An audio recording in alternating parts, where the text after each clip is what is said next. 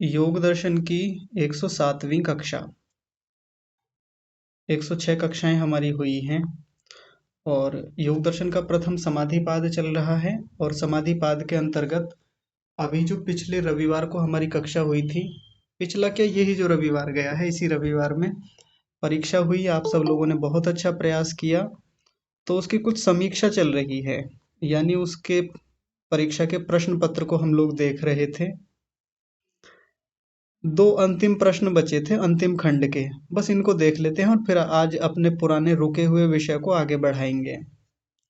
लेकिन इस विषय को आगे बढ़ाने से पहले एक रोचक बातचीत आपके साथ करते हैं। जब मैं कक्षा के शुरू में ये कहता हूँ कि सभी लोग अपना ध्यान केवल कक्षा के विषय पर ही लगाए रखने का पूरा प्रयास करेंगे, तो कुछ लोग अपनी आदत के अनुसार कहीं और भी ध्यान लगा के रखते हैं। नाम नहीं लूंगा मैं। अभी जब मैं ये कह रहा था कि अपनी पूरी एकाग्रता पूरा ध्यान कक्षा के विषय पर लगाएंगे, तो कोई सज्जन है हमारी कक्षा के, वो उसका उस समय उनका ध्यान फेसबुक पे था। मुझे पता चल जाता है यहाँ से, तो उन्होंने किसी की पोस्ट पर कोई कमेंट किया था और वो कमेंट मुझे यहाँ उसका नोटिफिकेशन मिला। इससे पता चलता है कि कक्षा चल रही है, साथ में कुछ और भी चल रहा है। या तो पहले वो चल जाए तो वो बढ़िया है जिसमें आप लगे हुए हैं। नहीं तो वहां से ध्यान हटा करके कक्षा पर ध्यान लगाइए धूमधाम से, नहीं तो फिर वो समस्याएं रहेंगी। मैं गंभीरता से एक बात कहता हूँ, फिर वो समस्याएं आपको बार बार परेशान करेंगी कि विषय पढ़ना चाहते हैं, याद करना चाहते हैं, याद नहीं रहता है। कितनी बार पढ़ लिया, कितनी बार समझ लिया, चीजें याद नहीं रह पाती हमको। ध्यान ही नहीं था यहाँ पर, ध्यान उस समय कहीं और था। तो यदि पूरी एकाग्रता से एक बार विषय को एक बार समझ लेंगे ना, तो आगे इसकी पुनरावृत्ति करना, अभ्यास करना, जीवन में धारण करना बहुत आसान हो जाता है। बस एक बार यहाँ तो ध्यान से देख लें। 45 मिनट की बात होती है, कई बार तो 45 मिनट भी नहीं होते, 40 मिनट में ही कक्षा हो जाती है। तो उतने समय तक पूरी निष्ठा से, पूरी एकाग्रता से, तन्मयता से विषय को समझने का प्रयास करेंगे। ठीक है, आगे बढ़ते हैं। वैराग्य की चर्चा कल हो गई थी, अब चर्चा है दूसरे प्रश्न को लेकर के। विस्तृत उत्तरीय प्रश्न है। महर्षि पतंजलि और महर्षि व्यास जी के अनुसार अभ्यास के स्वरूप को विस्तार से समझाइए। यानी लंबी बातचीत करनी है, इस पे लंबा लिखना था। तो देखिए अभ्यास क्या है, तो उसके लिए आप सूत्र निकालेंगे। 13वां सूत्र, 13वें सूत्र में लिखा हुआ है तत्र स्थितौ यत्नोऽभ्यासः। अभ्यास क्या है कि स्थिति बनाने के लिए जो प्रयत्न किया जाता है, स्थितौ यानी स्थिति बनाने के लिए। और स्थिति का मतलब क्या होता है? प्रशांत वाहिता स्थिति। तो जो हमारे चित्त की प्रशांत वाहिता स्थिति है, उसको बनाने के लिए जो यत्न किया जाता है, प्रयत्न किया जाता है, उसी का नाम अभ्यास होता है। ये थोड़ा सा और विस्तार में देख लें तो क्या कहेंगे कि प्रशांत वाहिता स्थिति को संपादित करने के लिए, बनाने के लिए प्रयत्न, बल और उत्साह, इन तीन साधनों का अनुष्ठान करना, इन तीनों साधनों को अपने जीवन में धारण करना, इनकी बार बार आवृत्ति करना, ये अभ्यास कहलाता है। ये महर्षि व्यास जी के अनुसार हो गया। तो ये तो अभ्यास का की परिभाषा हो गई, अभ्यास किसे कहते हैं। फिर अभ्यास का स्वरूप क्या है, तो अभ्यास का स्वरूप 14वें सूत्र में है। स तु दीर्घ काल नैरंतर्य सत्कारा सेवितो दृढ़ भूमि ही। कि वो अभ्यास कैसा होना चाहिए? दीर्घ काल तक होना चाहिए, निरंतर होना चाहिए और सत्कार पूर्वक यानी श्रद्धा पूर्वक होना चाहिए। उसमें रुचि हो, हमारी तन्मयता हो, जुड़ाव हो। और साथ में इसमें कुछ और साधन भी बताए थे कि ये तप पूर्वक होना चाहिए, ब्रह्मचर्य पूर्वक, विद्या पूर्वक और श्रद्धा पूर्वक। ऐसा हमारा सत्कार होना चाहिए।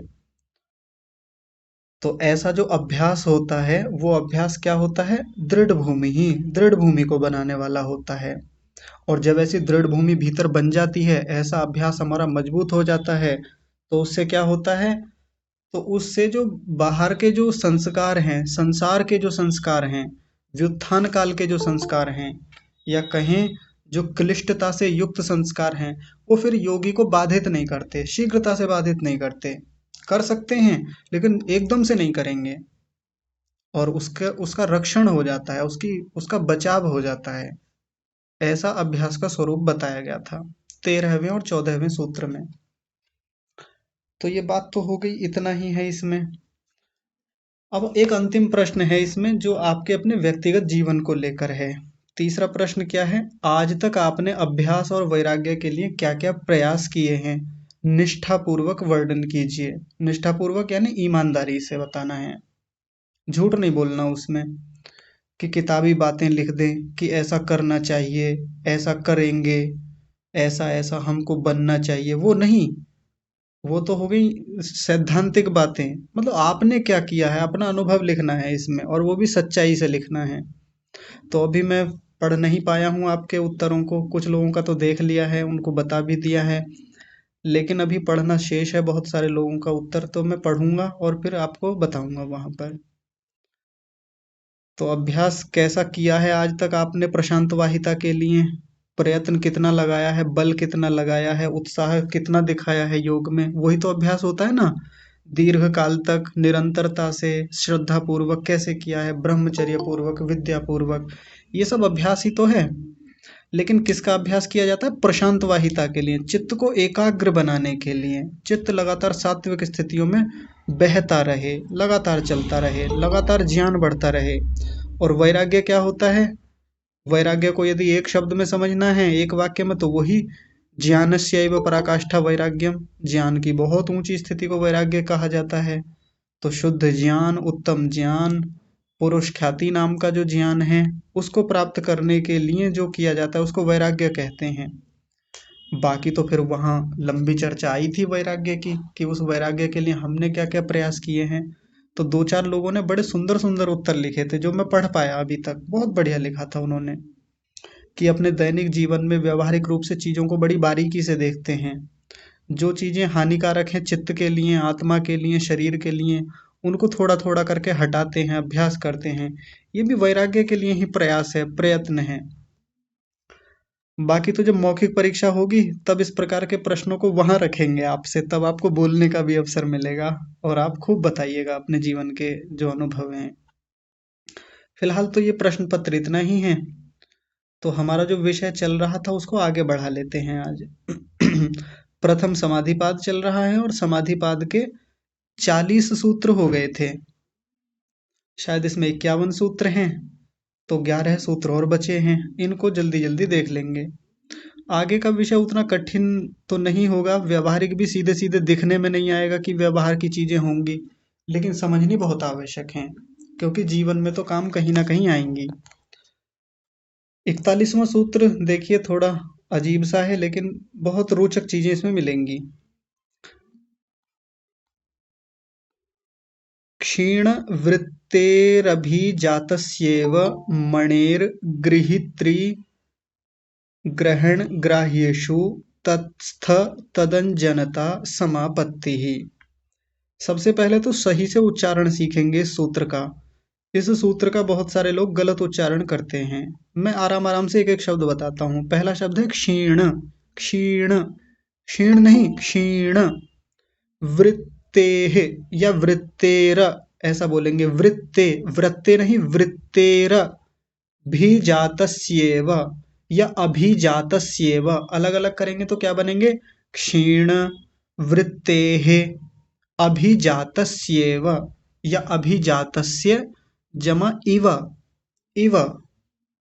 और आगे क्या है? मणेह या मणेर, विसर्ग बन जाएगा अगर संधि विच्छेद करेंगे तो, मणेह ग्रहित्री। देखिए ये शब्द बहुत महत्वपूर्ण है, ग्रहित्री, ग्रह ग्रहित्री ऐसे बोलेंगे, त्रि शब्द है यहाँ पर, ग्रहित्री। अगला शब्द है ग्रहण, और अंतिम शब्द है इसमें ग्राह्येषु, ग्राह्येषु, ग्रहित्री, ग्रहण, ग्राह्येषु, ये 3 शब्द हैं, इन पर बातचीत करेंगे अभी। अब देखिए यहाँ बड़ी गलती होती है इसका उच्चारण करने में। तत्स्थ, कुछ लोग बोलते हैं ततस्थ, ततस्थ नहीं है, तत्स्थ। तत् पहला क्या है? तत्, और फिर है क्या है? स्थ, स्थ। तो दोनों को मिलाएंगे क्या बनेगा, तत्स्थ। तत्स्थ यानी त जो है आधा है, ये वाला बीच वाला तत्स्थ, और अगला है तदंजनता।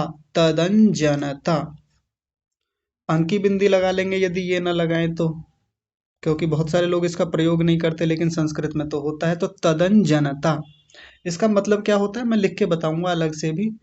तो दो शब्द हो गए यहाँ पर, एक तो हो गया तत्स्थ और तदंजनता, और अंतिम शब्द है समापत्ति ही।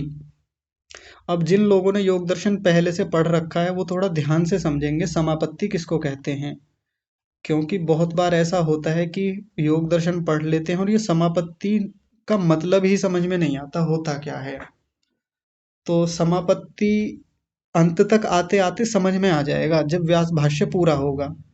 तो अभी इस शब्द पर बहुत ध्यान नहीं देंगे जब तक व्यास भाष्य पूरा ना हो जाए।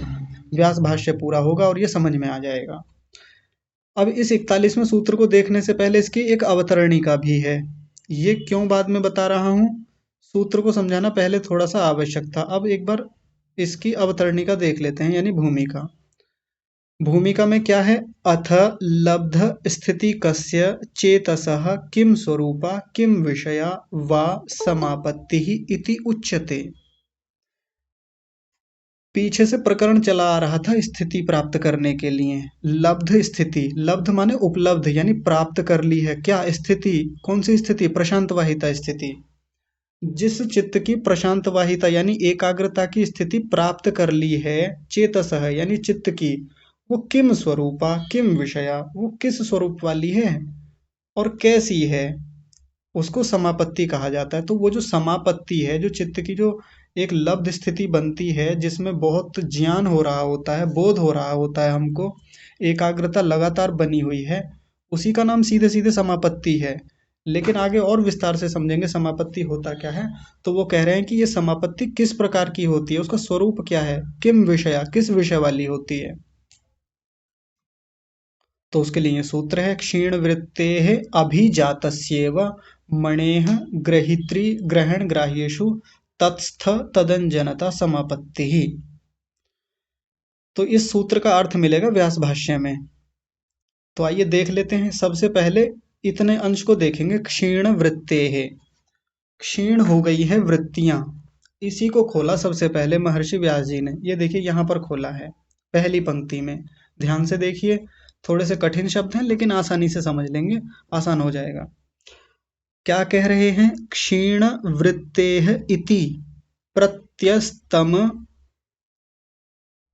प्रत्यस्तमित प्रत्यय इति अर्थः, प्रत्ययः इति अर्थः। थोड़े से कठिनाई सी लग रही होगी लेकिन एक एक को आसानी से समझाएंगे। अभी देखिए, ये पहला शब्द है क्षीण वृत्तेः इति। क्षीण वृत्तियां हैं, कौन सी क्षीण वृत्तियां हैं, जिनको पीछे क्षीण किया गया है, हटाया गया है, जिनको रोका गया है। चित्त की प्रशांत वाहिता स्थिति में वृत्तियों को रोका जाता है। कौन सी वृत्तियों को, जो राजसिक वृत्तियां हैं और तामसिक वृत्तियां हैं। लगातार चित्त एक सात्विक स्थिति में बना हुआ है, पूरी तरह से रुक गई हैं ऐसा मतलब नहीं होता।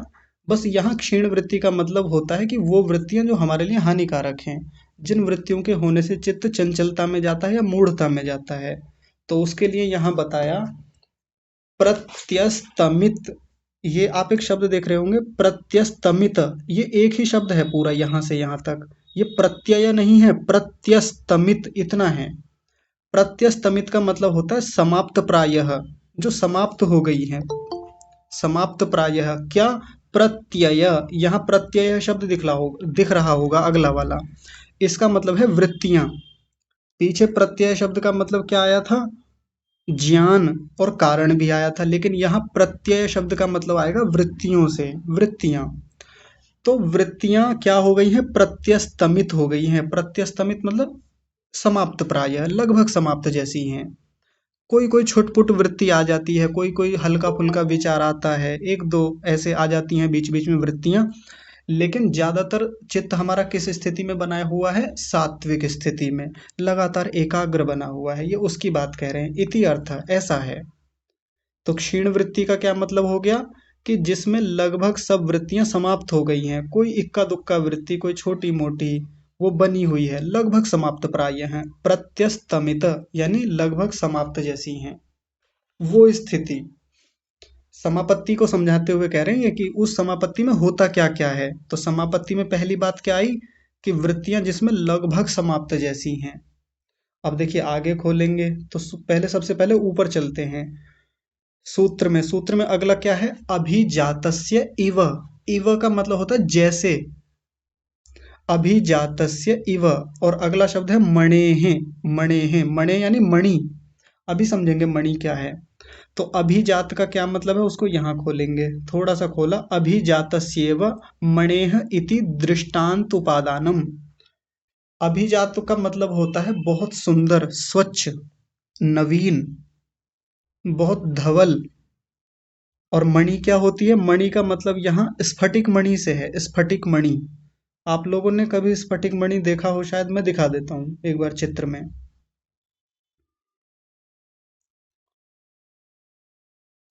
ऐसी एक माला होती है स्फटिक मणि के जैसी, अभी दिखाता हूँ, रुकिए तनी।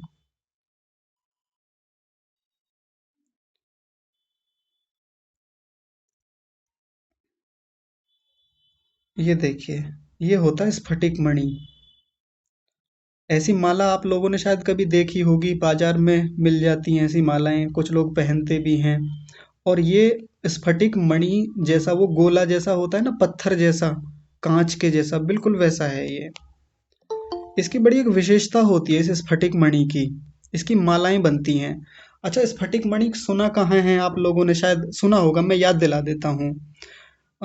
शायद हमारी एक सरस्वती वंदना चलती थी स्कूलों में, और उस सरस्वती वंदना में स्फटिक एक शब्द आता था। यानी सरस्वती माता जो थी वो स्फटिक की माला पहनती थी। इसी स्फटिक की, ये मोती नहीं, ये मोती जैसा ही कुछ होता है, पत्थर है, एकदम पारदर्शी जैसा दिखता है। इसकी एक विशेषता होती है इस पत्थर की, इस मणि की। क्या विशेषता होती है कि इसके सामने यदि कोई वस्तु रख दें तो ये उस वस्तु जैसा ही दिखने लगता है।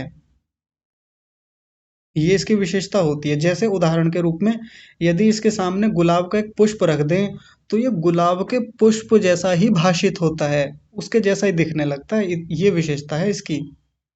सामान्य रूप से जो कांच का होता है वो वैसा नहीं दिखता, उसमें तो एक आर पार निकल जाएगा वो प्रतिबिंब। लेकिन ये अपने आप में इतना विलक्षण होता है, ये वाला जो पत्थर है, स्फटिक मणि है, कि इसके सामने कोई पुष्प रख दें, कोई वस्तु रख दें, तो उसी वस्तु के जैसा दिखने लगता है ये। मैंने तो नहीं देखा, लेकिन ऐसी विद्वानों में या जो जानकार लोग हैं उनमें ऐसी चर्चा होती है इसके बारे में। और वो चर्चा तो यहाँ भी कर रहे हैं। महर्षि पतंजलि जी ने भी उसी का नाम दिया मणि। उन्होंने केवल नाम मणि लिखा है, लेकिन मणि से यहाँ उसी स्फटिक मणि को लिया गया है। और उसके लिए एक विशेषण दिया गया, अभिजातस्य। अभिजातस्य मतलब जो बहुत स्वच्छ होता है, जो एकदम सुंदर है, नया है एकदम, ऐसा। तो आगे कहा दृष्टांत उपादानम। दृष्टांत लिया गया है यहाँ पर, ये उदाहरण दिया गया। दृष्टांत मतलब उदाहरण, कि जब हम समापत्ति को समझेंगे तो समापत्ति के अंदर हमारे चित्त में कैसी स्थिति बन रही होती है, बिल्कुल इस स्फटिक मणि के समान, जैसा ये स्फटिक मणि होता है, ये पत्थर होता है।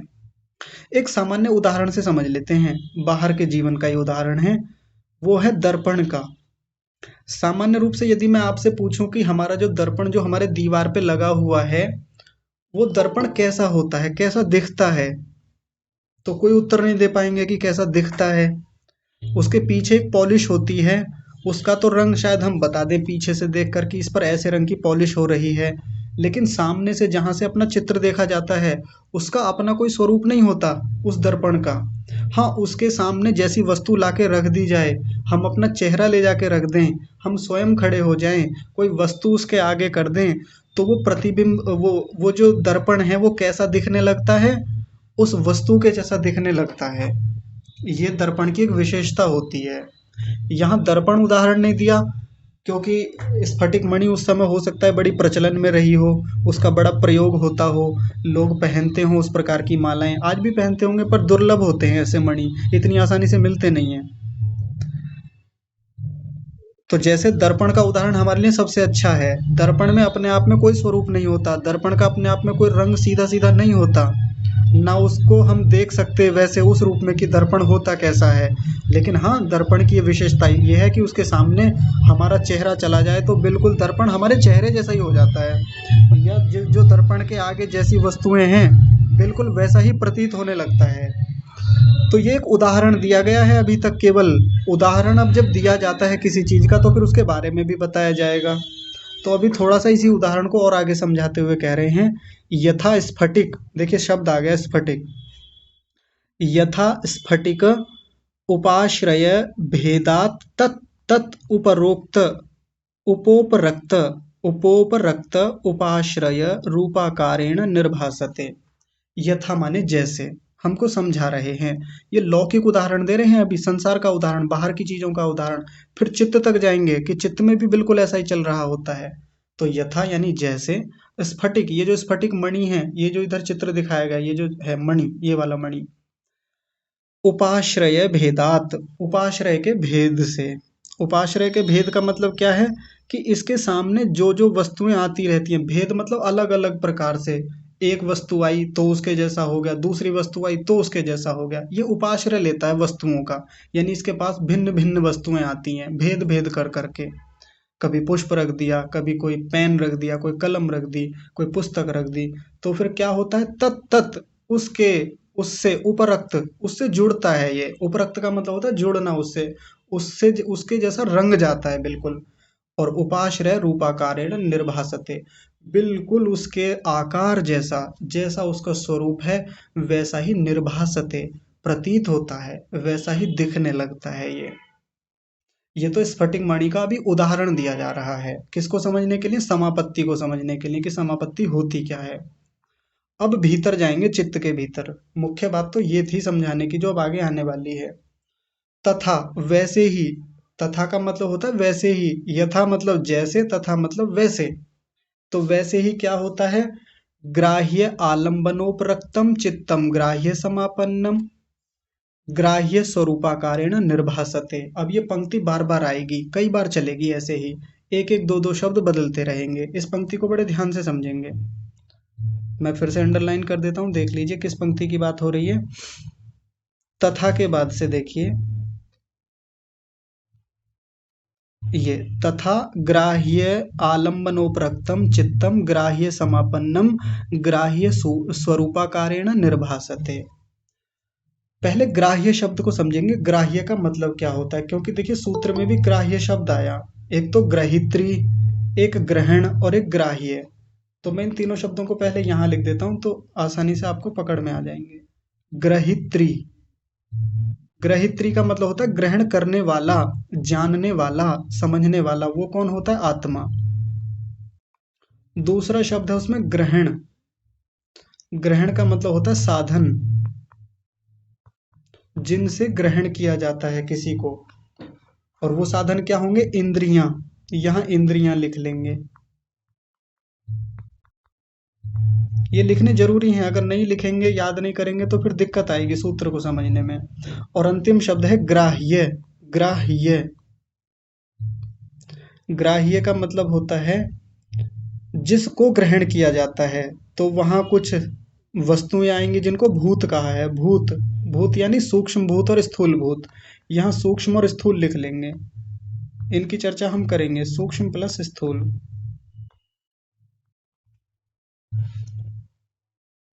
तो तीन चीजें हो गई, एक हो गई ग्रहित्री, एक हो गया ग्रहण और एक हो गया ग्राह्य। तो अभी पहले चर्चा करेंगे ग्राह्य की। महर्षि व्यास जी सबसे पहले किस शब्द को उठा रहे हैं, ग्राह्य को। सबकी अपनी अपनी शैली है। महर्षि पतंजलि जी ने तो ग्रहित्री शब्द पहले लिखा, लेकिन महर्षि व्यास जी ने सबसे पहले ग्राह्य शब्द को पकड़ा। ग्राह्य के भीतर क्या क्या आते हैं, भूत आता, सारे भूत आ जाते हैं। और वो कौन से भूत हैं, अभी उसकी चर्चा यहीं आएगी, देखिए।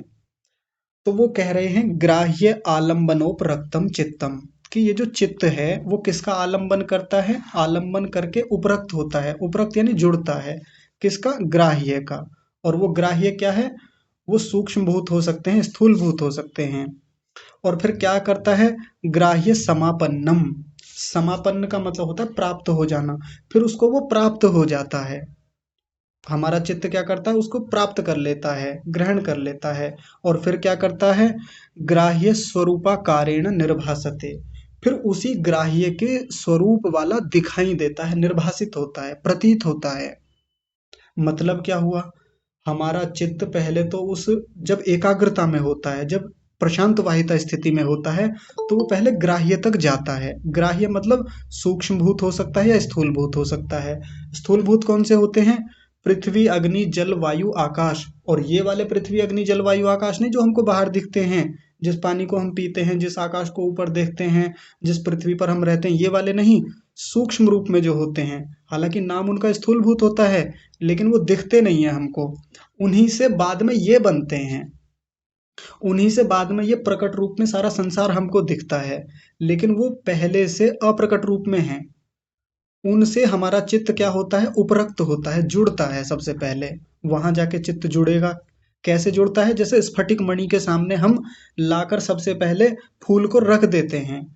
ये स्फटिक मणि है और इसके पास यहाँ कोई फूल रख दिया ला करके, ये तो क्या हो गया, उपरक्त हो गया, इससे जुड़ गया। अब क्या होगा, उसके आगे ग्राह्य समापन्नम, अब उसको प्राप्त हो जाएगा, यानी जैसा पुष्प का स्वरूप है वो यहाँ तक पहुंचेगा। यानी जैसा प्रतिबिंब पुष्प का है वो उसमें पहुंच जाएगा, वहां पर उसी का स्वरूप वहां तक पहुंचेगा।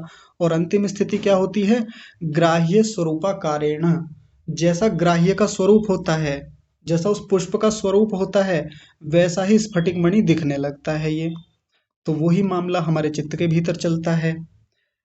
ये जितने सूक्ष्म भूत होते हैं, स्थूल भूत होते हैं, ये सबसे पहले चित्त से जुड़ेंगे, चित्त वहां तक पहुंचता है। फिर क्या होता है, ग्राह्य समापन्नम, फिर उनके साथ प्राप्ति होती है, यानी वहां जैसा जैसा उनका बोध होता है, जैसा जैसा उनका स्वरूप होता है, वो चित्त तक पहुंच जाता है, समापन्न हो जाता है, सम्यक रूप से प्राप्ति हो जाती है। समापन्न का मतलब होता है सम्यक रूप से, अच्छी प्रकार से प्राप्ति हो जाना। और फिर क्या होता है सबसे अंत में, ग्राह्य स्वरूपाकारेण निर्भासते, जैसा उन सूक्ष्म भूतों का या स्थूल भूतों का या उस ग्राह्य का, ग्राह्य का मतलब होता है वो भूत जो है, वो पदार्थ जो है, उनका जैसा रूप होता है, हमारा चित्त भी वैसा ही रंग जाता है। निर्भासते, वैसा ही फिर प्रतीत भी होता है। वृत्ति सा रूपयम इतरत्र, चौथा सूत्र आपने पीछे पढ़ा था। तो जब हमारा चित्त इतर अवस्था में होता है, व्युत्थान काल में होता है, तो कैसा दिखता है, वृत्तियों के जैसा दिखता है। देखिए एक उदाहरण से और समझते हैं। ये मान लीजिए कलम है, ये वाली, ये इस प्रकार से एक कलम है, ये मेरी आंखों के सामने रखी हुई है। जैसी ये कलम मुझको सामने से दिख रही है, इसका स्वरूप हमारे चित्त के भीतर जाकर बनता है। चित्त बिल्कुल इसके जैसा निर्भासित होता है, चित्त का स्वरूप इसी के जैसा समापन्न होता है, फिर तदाकार हो जाता है, बिल्कुल ऐसा ही हो जाता है। आत्मा को तब ये पेन दिखाई देता है। सीधे सीधे आत्मा पेन को नहीं देखता, आत्मा तो चित्त को देखता है। और जो चित्त है हमारा, वो किससे उपरक्त होता है, इससे उपरक्त होता है। फिर समापन्न किससे होता है, इस पेन से समापन्न होता है। और तदाकार बिल्कुल इसी के स्वरूप जैसा फिर भासित होने लगता है। ये तो हो गई व्युत्थान काल की स्थिति, क्षिप्त मूढ़ और विक्षिप्त की स्थिति, इन तीन अवस्थाओं में। लेकिन यहाँ जो चर्चा चल रही है, ये एकाग्र अवस्था की बात चल रही है, समापत्ति की, संप्रज्ञात समाधि की। और उस प्रज्ञात समाधि में ये संसार की वस्तुओं की बात नहीं चल रही। यहाँ जो सूक्ष्म भूत, ये ग्राह्य की जो बात हो रही है, यहाँ जो ये ग्राह्य शब्द आया, ये बाहर के संसार के विषय नहीं है कि उसके सामने कोई वस्तु आएगी तो उसको देख लेगा, यथावत समझ लेगा कि कैसी वो वस्तु होती है। नहीं, ये अंदर की बात चल रही होती है। ये सूक्ष्म रूप में गहरे विषय जो हैं, जिनको जीवात्मा संप्रज्ञात समाधि में जाके देखता है, उनकी बात चल रही है। वो प्रोसेस क्या है, वो प्रक्रिया क्या है, उसको बता रहे हैं। चित्त सबसे पहले उस ग्राह्य से क्या होता है, उपरक्त होता है, जुड़ता है। फिर ग्राह्य समापन्नम, फिर उसको प्राप्त हो जाता है सम्यक रूप से, अच्छी प्रकार से। और फिर क्या होता है, ग्राह्य स्वरूपाकारेण निर्भासते, फिर उस ग्राह्य वस्तु जो है, जो सूक्ष्म रूप में है, जो आंखों से दिखती नहीं है, इंद्रियों से पकड़ में नहीं आती, उसको हम, उसके जैसा चित्त हमारा निर्भासित होता है, आत्मा को दिखने लगता है, उसी के स्वरूप जैसा होता है। और उदाहरण क्या दिया था, समझाने के लिए एक उदाहरण दिया था, जैसे स्फटिक मणि होती है। मैं बार बार समझा रहा हूँ इस बात को। कोई पुष्प सामने लाके रखा, यानी उपरक्त कर दिया, इससे जोड़ दिया पुष्प को। फिर पुष्प का क्या होता है, समापन्न, इसकी प्राप्ति होती है पुष्प की, इसको पुष्प इससे जुड़ जाता है पूरी तरह से, इसका पुष्प का स्वरूप यहाँ तक पहुंच जाता है मणि के भीतर तक। और फिर सबसे अंत में क्या होता है, ये जो मणि है ये पुष्प जैसा ही दिखने लगता है, निर्भासित होता है, प्रतीत होने लगता है। और ये वास्तव में होता है। मणि का उदाहरण इसलिए दिया, हमको फिर मणि मणि जैसा नहीं दिखता, फिर मणि कैसा दिखने लगता है, पुष्प के जैसा दिखने लगता है। ये मामला मन का भी होता है। तो मन अपने आप में बड़ी विलक्षण चीज है, बड़ी अद्भुत वस्तु है। तो एक बात हो गई पूरी यहाँ तक। अब उन्हीं को जो ग्राह्य में जो दो चीजें आती हैं उनको समझा रहे हैं। क्या क्या आती हैं, तो कह रहे हैं तथा वैसे ही भूत सूक्ष्म सूक्ष्मोपरक्तम भूत सूक्ष्म समापन्नम भूत सूक्ष्म स्वरूपाभासम भवति। उसी बात को यहाँ भी दोहरा दिया, बस इस बार ग्राह्य की जगह भूत सूक्ष्म लिख दिया। भूत सूक्ष्म कह लीजिए या सूक्ष्म भूत कह लीजिए, एक ही बात है। और ये सूक्ष्म भूत क्या होता है, पंच तन्मात्राएं। पंच तन्मात्राएं क्या होते हैं, जो पांच विषय हैं, शब्द, रूप, रस, स्पर्श और गंध, ये उनकी बात कही जा रही है, बहुत सूक्ष्म। तो उनका, उनके साथ क्या होता है, चित्त उपरक्त होता है, उनका आलंबन लेता है, फिर समापन्नम प्राप्त होता है उनको, फिर सूक्ष्म भूत स्वरूपाभासम भवति, फिर उन्हीं के स्वरूप जैसा हो जाता है। यही बात दोहरा दी जो पीछे आई थी, इस बार खोल के दोहराई है वही बात, विस्तार कर दिया उसका। एक बात हो गई, अगली बात देखिए क्या है, तथा वैसे ही स्थूल स्थूल आलंबनोपरक्तम स्थूल रूप समापन्नम स्थूल रूप आभासम भवति। इस बार स्थूल के बारे में बात कर दी। जो स्थूल भूत होते हैं उनके साथ भी यही कहानी होती है, यही प्रक्रिया है, यही प्रोसेस है। और स्थूल क्या, वही स्थूल भूत, पृथ्वी अग्नि जल वायु आकाश। कौन से वाले, जो सूक्ष्म रूप में होते हैं, जिनसे बाद में ये सारी वस्तुएं बनती हैं, जिससे बाद में ये आकाश बनता है, जिससे बाद में पृथ्वी बनती है, जिससे बाद में हमारा शरीर बनता है, ये बाकी सारी चीजें बनती हैं पूरे संसार भर की, जो हमको प्रकट रूप में दिखती हैं। तो ये चीजें सीधे सीधे प्रकट रूप में नहीं होती हैं। इनका प्रकाश तो कहाँ पर होता है, चित्त में होता है। इनका बोध कहाँ होता है, चित्त में होता है। और प्रक्रिया क्या है, ये वाली प्रक्रिया है जो ऋषि बता रहे हैं। बस अंत में एक बात और कह दी, तथा विश्व विश्व भेदोपरक्तम विश्व भेद समापन्नम विश्व रूपाभासम भवति। विश्व का मतलब होता है समस्त, भेद माने जितनी भी भिन्न भिन्न चीजें हैं। तो समस्त जितनी भी भिन्न भिन्न चीजें आ गईं, जो और भीतर सूक्ष्म रूप में होती हैं, इंद्रियां हो सूक्ष्म रूप में, चित्त स्वयं हो अपने आप में, या इसके अलावा मन बुद्धि अहंकार, वो भी तो सब अंतःकरण के रूप में ही आते हैं ना, वो भी सब सूक्ष्म रूप में ही हैं, वो बाहर के जगत का हिस्सा नहीं है। तो उनका भी साक्षात्कार बिल्कुल इसी प्रक्रिया से होता है। संप्रज्ञात समाधि में देख के आए थे हम, वितर्क, विचार, आनंद और अस्मिता। तो अस्मिता से पहले पहले हो जाता है ये सब कुछ।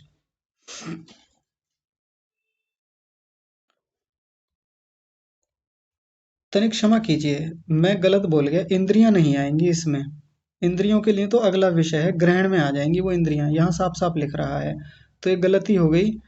अब यहाँ इस विश्व भेदोपरक्त से ये क्या कह रहे हैं, ये तो पूरा स्पष्ट यहाँ नहीं लिखा है। ये थोड़ा विचारणीय बिंदु है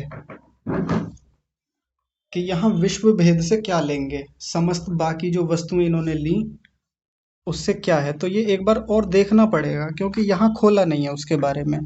और जो भाष्य हैं, हिंदी वाले भी भाष्य हैं, उनमें भी ये पूरी तरह से स्पष्ट नहीं है कि यहाँ बाकी और किन वस्तुओं को इन्होंने ग्रहण किया है। तो इसको भी थोड़ा सा विचार कोटि में रखते हैं, ऐसा नहीं कि मैं छोड़ रहा हूँ, विचार कोटि में रखेंगे, विचार करेंगे, इस पर देखेंगे। तो एक चीज की चर्चा हो गई, वो क्या है, ग्राह्य। आसान सी चर्चा हो गई है। अब देखिए, अब दूसरी बात आएगी, वो आएगी ग्रहण के संदर्भ में। ग्रहण क्या है और ग्रहण के स्वरूप का बोध कैसे होता है।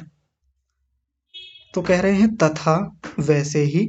अब देखिए, एक उदाहरण दिया था मणि वाला, उदाहरण देके छोड़ दिया, यथा लिखा था वहां पे, अब सारी बातें तथा तथा कह के कर रहे हैं, वैसे ही वैसे ही वैसे ही ये भी होता है, वैसे ही ये भी होता है। तो जैसे मणि के साथ प्रक्रिया चलती है, वैसे ही ये सारी प्रक्रियाएं भीतर मन में चल रही हैं इनके साथ।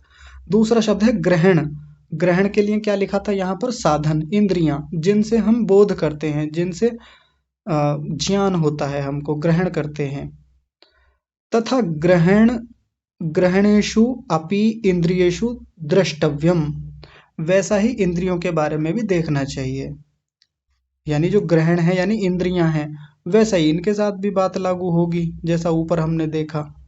तो वो क्या है? तो देखिए फिर से वही चर्चा आ रही है। आप ये मत सोचिएगा कि बहुत ज्यादा हो रहा है, क्योंकि सारी चीजें लगभग एक जैसी चल रही हैं। वो पंक्ति फिर दोहराई जाएगी।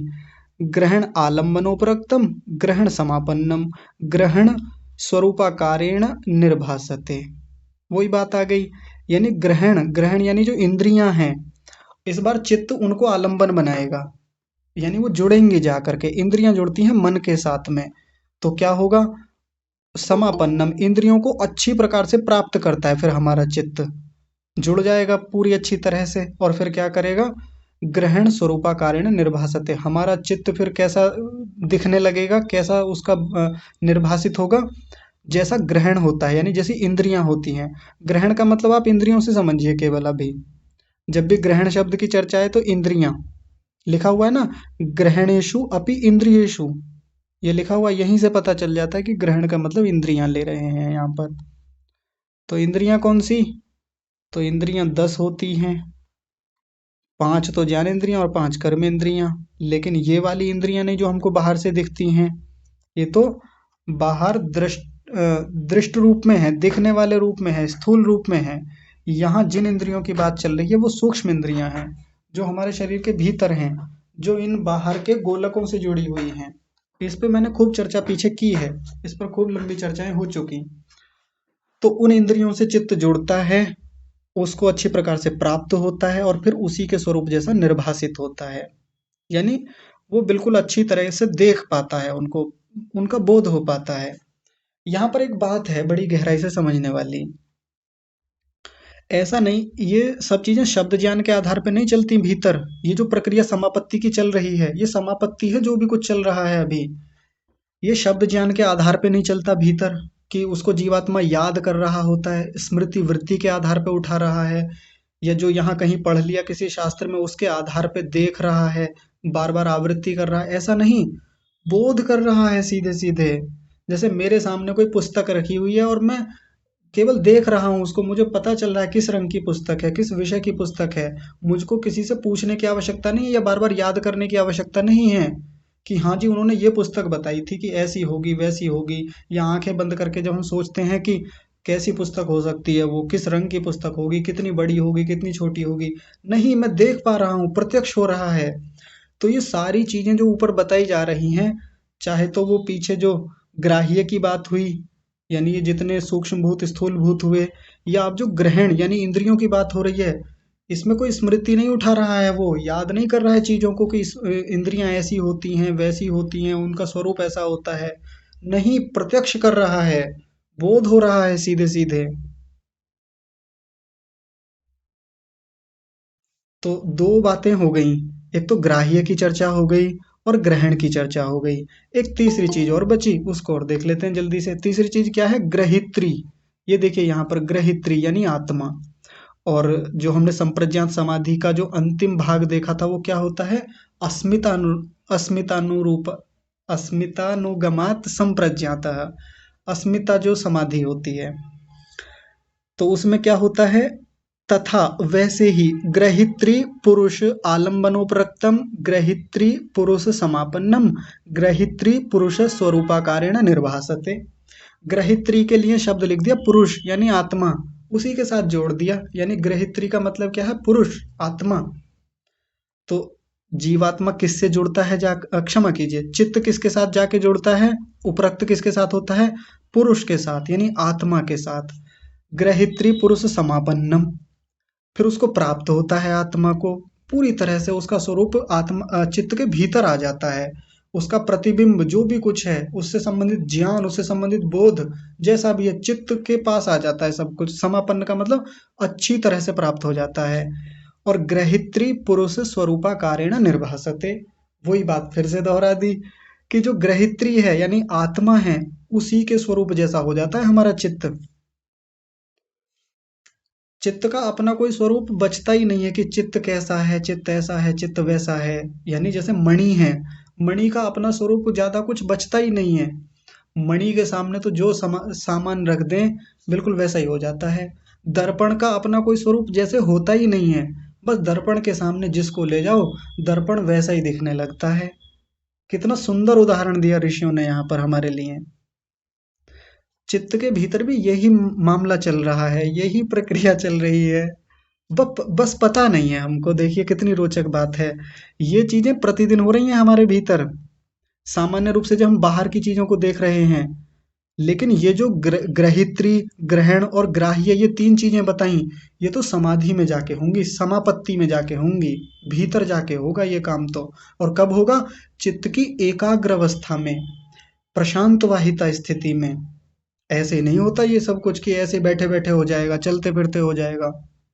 चलते फिरते नहीं होता। उसके लिए अभ्यास और वैराग्य नाम के दो साधन चाहिए होते हैं। बहुत लंबी साधना लगती है, तब जाके वो चीज प्राप्त होती है भीतर से। एक बात और बता दी। वैसे तो अभी कई बातें हैं इसमें, तो इनको हम कल देख लेंगे। आज तो अ, समय हो गया है। एक दो चीजें और हैं इसमें, उनको कल देख लेंगे। ठीक है, तो आज के विषय को यहीं रोकते हैं और आज की कक्षा को विराम देते हैं। आप सभी का बहुत धन्यवाद कक्षा में जुड़ने के लिए।